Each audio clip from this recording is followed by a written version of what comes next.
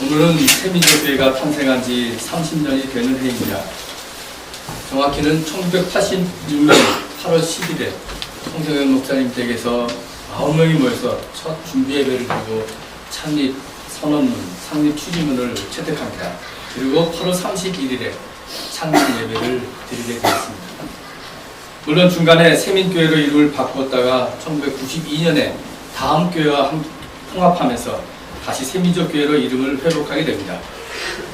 그래서 8월 31일이 세민족의 생일이고 8월 31일 직전 주일인 오늘 창립 기념 예배로 드리고 있습니다. 이 아침 지나간 30년의 세월을 돌아보며 무엇보다도 하나님께 감사와 영광을 드립니다. 저는 설교를 준비하면서 세민족교회의 연역을 다시 한번 쭉 읽어보았습니다. 교육자들도 많이 생겼습니다. 어느 날 이영자 권사님께서 저에게 이런 말씀을 하셨습니다. 목사님은 럭키한 목사야. 예? 럭키 세븐 있지 않아?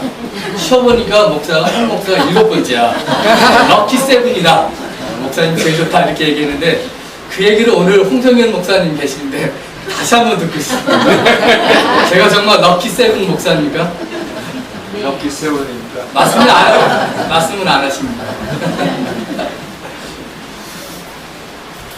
세민족의 연역을 읽으면서 현재 60여 명밖에 안 되는 자그마한 공동체가 참으로 많은 일을 해왔구나 하는 것을 다시 한번 느꼈습니다. 하양동에서 성수동으로, 성수동에서 자양동으로, 그리고 동선동, 홍제동, 충정로를 거쳐 이곳 망원동으로 왔습니다. 이스라엘 백성들이 애굽을 탈출한 후 가나안에 이르는 광야의 여정을 성서학자들이 도표로 그리곤 하는데 저도 문득 세민족의 여정도 지도 위에 한번 그리고 싶은 마음도 들었습니다. 이렇게 30년 동안 많은 장소로 이동도 했지만 내용적으로도 정말 참 많은 일을 우리는 해왔습니다. 제가 긴 이야기를 드리지 않고 조금 있다가 세민족의 역사를 담은 공동서원을 보시면 여러분이 아마 정말 실감을 느끼실 것입니다. 저는 오늘 시편 126편의 말씀으로 세민족의 30년 여정을 맞이하는 교우들에게 위로와 격려를 드리며 동시에 여러분 앞에서 우리 교회의 비전을 다시 한번 다짐하고자 합니다. 시편 126편은 순례자의 노래입니다. 순례자는 하나님이 이스라엘을 바벨론에서 해방시켜 돌아오게 하신 것을 분명하게 기억하고 있습니다. 그래서 1절에 이렇게 말씀하고 계십니다. 주님께서 시온에서 잡혀간 포로를 시온으로 돌려보내실 때 우리는 꿈을 꾸는 사람들 같았다.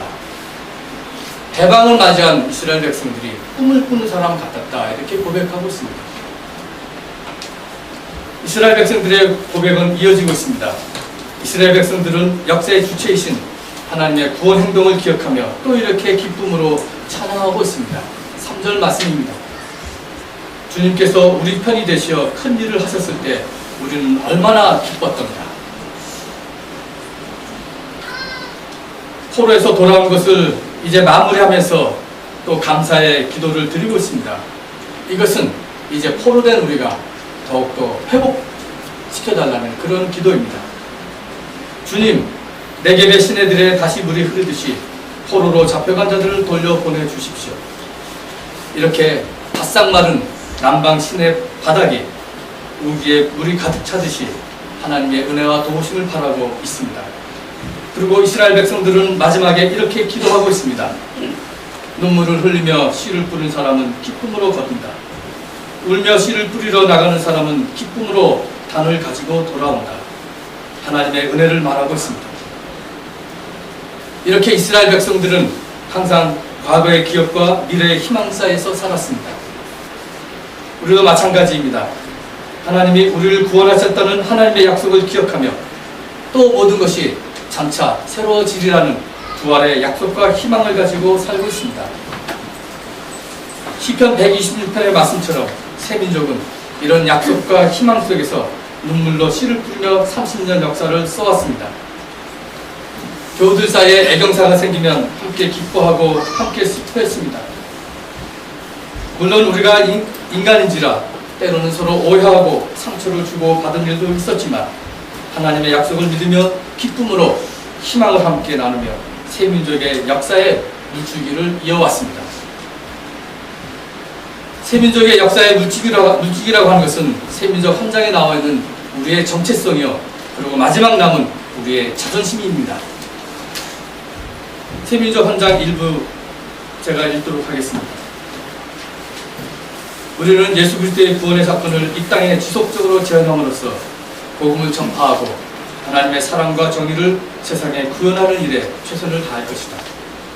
특히 가난한 사람들과 함께하며 민족을 섬기는 일을 우선적으로 감당하고자 한다. 이것이 우리의 정체성입니다.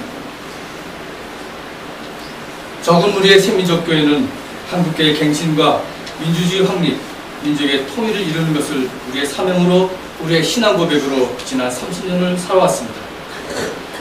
그러나 우리가 눈물로 씨를 뿌리는 일은 아직 멈추지 않았습니다. 아니, 중단될 수 없습니다. 아직도 우리 자신을 포함한 한국교회는 계속적으로 개혁되어야만 하고, 민주주의가 후퇴하고 있는 오늘의 상황 속에서 예언자적 사명을 더 감당해야 하고, 분단된 조국의 화해와 통일을 위해서 더욱더 해야 할 일이 우리 눈앞에 아직도 많이 있기 때문입니다. 그러므로 세민족의 30년을 자축하는 이 자리는 단지 과거를 회상하는 자리가 아니라 우리의 옷깃을 다시 여기며 30년 이후를 내다보는 자리입니다. 그것은 처음 씨를 뿌렸던 분들과 함께, 또 이곳에 있는 유치부를 비롯한 어린이 교회, 청소년 교회, 그리고 청년들과 함께, 그리고 나이 드신 어르신들과 함께 미래를 내다보는 결단의 자리입니다. 그 결단은 세민족이 처음 생길 때 고백했던 예배소서 2장 15절의 말씀인 하나의 새 사람으로 만들어서 평화를 이루시는 주님의 사역에 우리 모두가 참여하는 결단입니다. 이 결단으로 세민족 교회는 평화를 고백하는 공동체로 앞으로 나가야 하겠습니다. 여기서 말하는 고백은 말로만 하는 고백이 아니라 실천하는 고백입니다. 그런 차원에서 저는 30년을 맞는 세민족 교회의 모습을 몇 가지로 다시 한번 가다듬고자 합니다. 평화를 고백하는 교회가 되기 위해서는 무엇보다도 세민족 교회는 야전병원으로서의 역할을 잘 감당해야 합니다. 성 프란시스코 교황께서도 말씀하셨듯이 교회는 야전병원입니다.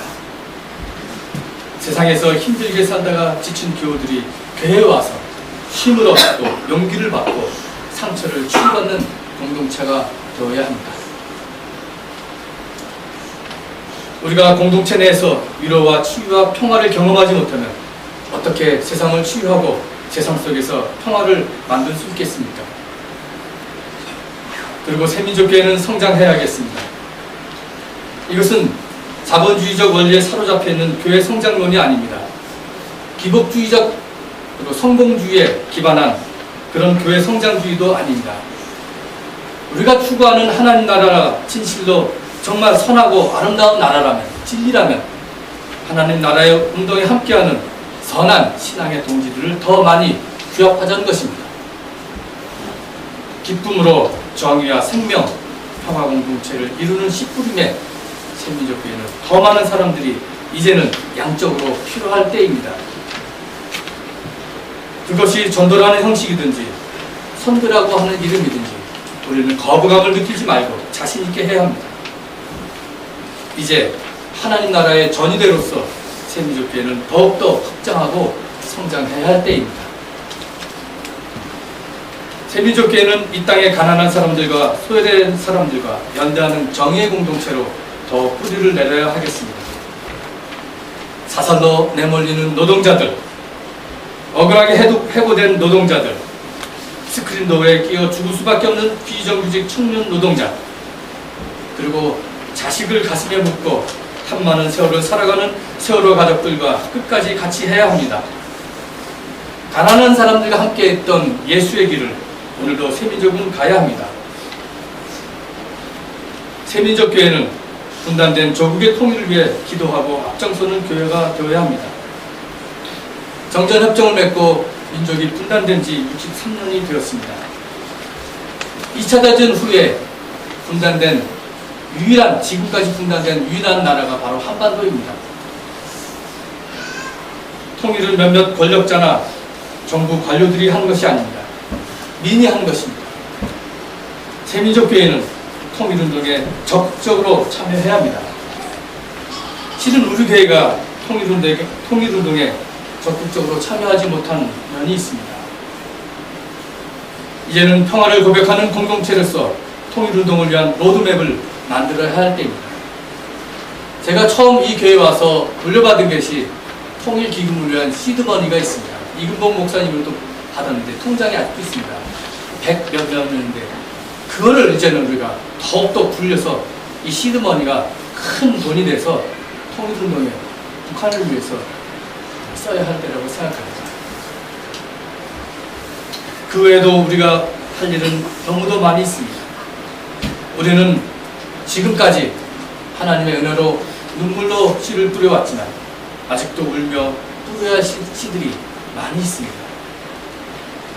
시편 기자는 눈물로 씨를 뿌리는 사람만이 기쁨으로 담을 거둔다고 했습니다. 우리의 헌신과 참여를 통해서 하나님 나라는 성취된 것입니다. 예수께서 30세 공생애를 시작하셨다고 합니다. 30살 새민족 더욱더 하나님 나라를 위해서 투신합시다. 눈물을 흘리며 씨를 뿌리는 새민족의 손과 발을 통해서 그리스도께서는 오늘도 일하고 계십니다. 새민족 교우들 30년 동안 힘들게 살아왔습니다. 어렵게 왔습니다. 그러나 같이 했습니다. 이렇게 계속 우리는 한 길로 갑시다. 눈물로 씨를 뿌리는 새민족, 하나님의 은혜 안에서 기쁨으로 단을 거둘 것입니다. 오늘 이 말씀입니다.